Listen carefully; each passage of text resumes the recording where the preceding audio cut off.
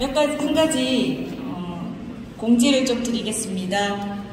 국민혁명당과 여러분들 잘 아시는 국민특검단 전국 변호사단이 협력하여 공동으로 문재인 정부의 코로나19와 관련된 모든 불법, 거짓, 인권 탄압, 정치 방역, 자신을 반대하는 국민들을 탄압하기 위한 수단으로 이 코로나 방역을 악용한 악랄한 그 행태에 대해서 국민혁명당과 국민특검단 전국 변호사단이 공동으로 진상조사를 하기로 했습니다. 이것으로 하나하나 파악되는 것들이 있을 때 가장 먼저 1순위로 문재인 씨를 현재는 대통령이기 때문에 형사소추가 안 된다는 걸 이용해서 마구잡이 범죄 행위를 하고 있는데 민사소송을 제기할 예정입니다. 문재인 대통령은 대통령의 신분으로 있으면서도 전광훈 목사님을 상대로 사실상 형사 고소, 또 최근에 어떤 청년을 상대로 고소한 사실 알고 계실 겁니다. 대통령이 국민을 상대로 형사 고소를 하는 마당에 이 국민이 대통령에 대해서 심각한 불법과 범죄와 피해에 대해 민사소송 제기는 너무나 당연한 것이라고 할 것입니다. 앞으로 이와 관련해서 철저히 진상조사를 하고 이 공동 진상조사단의 목적은 코로나와 관련해서 특히 지난 8.15 집회를 전후하여 문재인 씨를 정면으로 규탄하는 핵심 세력이었던 전광훈 목사님, 그리고 8.15 집회자들, 전국의 성도들, 이들만 집중적으로 코로나를 이유로 탄압했던, 그리고 온갖 거짓이 판쳤던 것에 대해 이미 확보된 거짓이라는 증거들이 나와 있는 상황입니다. 이에 대해서 더 명확히 밝히고 반드시 문재인 씨 개인을 상대로 우리 국민도 민사소송 제기할 수 있다는 것을 보여주고 사법부의 준엄한 판단을 받도록 진행할 예정입니다. 그리고 이후 이 기자회견 진행에 대해서는 우리 이은재 목사님께서 계속 이어서 해주시겠습니다.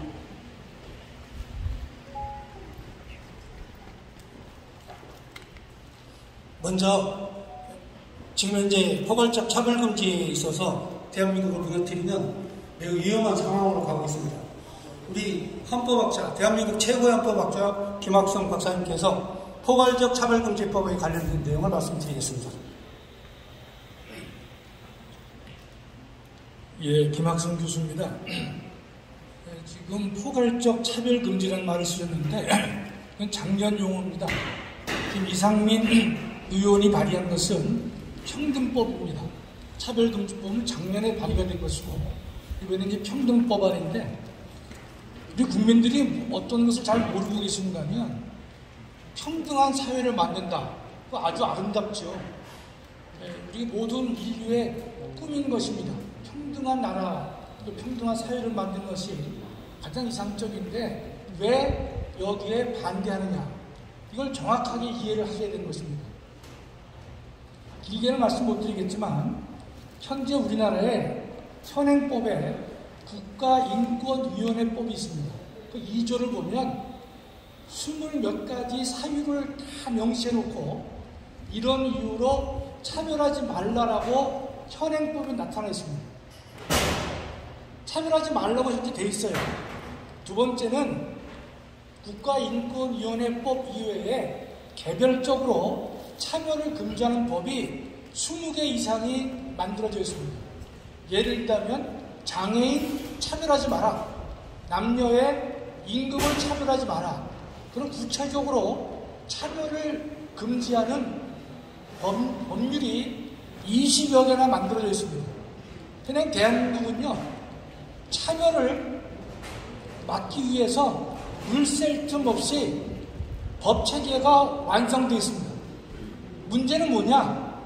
지금의 평등법은 핵심이 다른 게 있는 것이 아니라 동성애를 비판하지 말라는 데가 포인트입니다. 우리가 동성애를 하는 사람들에 대해서 그를 차별한다거나 그를 예컨대 모욕을 준다거나 그건 옳지 않지요. 당연히 해서는 안 되는 것입니다. 그런데 사람마다 동성애에 대해서 지지하는 사람도 있고 반대하는 사람도 있단 말이죠.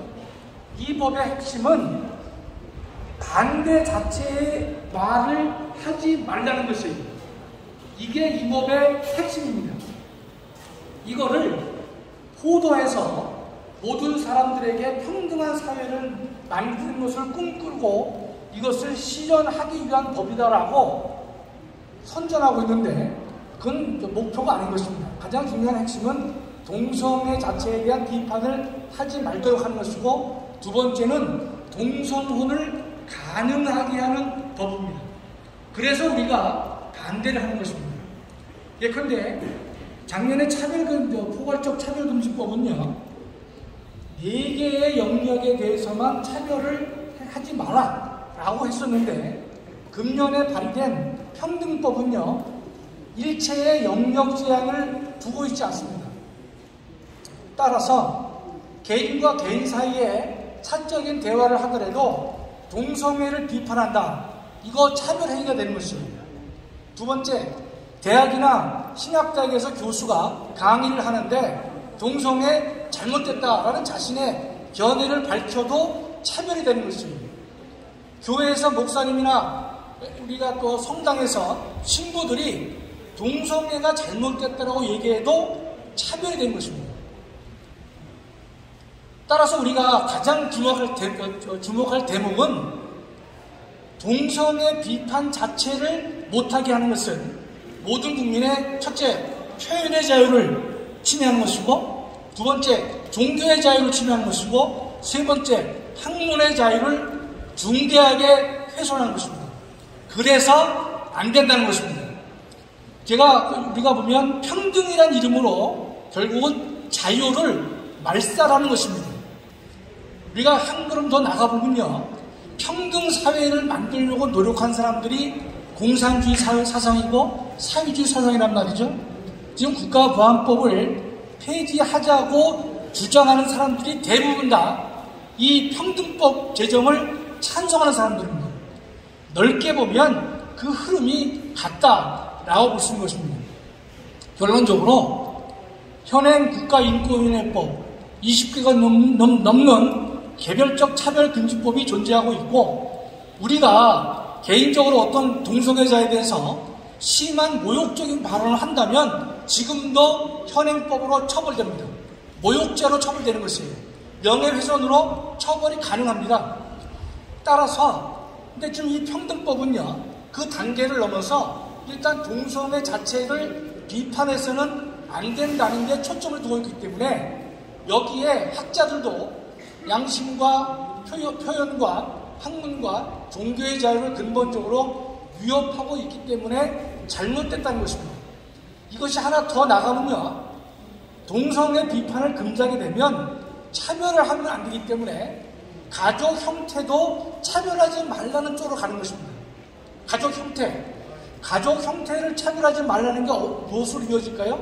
동성혼이라고 하는 것도 차별하지 말라, 이렇게 논리가 이어지기 때문에 우리는 여기에 대해서 정면으로 반대하는 것이고, 교회 교인의 입장에서만 반대하는 것이 아니라, 제가 대학의 교수로서 헌법을 수는 있지만 성경을 논외로 한다 하더라도 이것은 국민의 표현의 자유, 학문의 자유, 종교의 자유의 본질을 근본적으로 침해하고 있기 때문에 허락될 수 없는 것이다, 이렇게 말씀드릴 수가 있겠습니다. 이 정도 하겠습니다. 고맙습니다.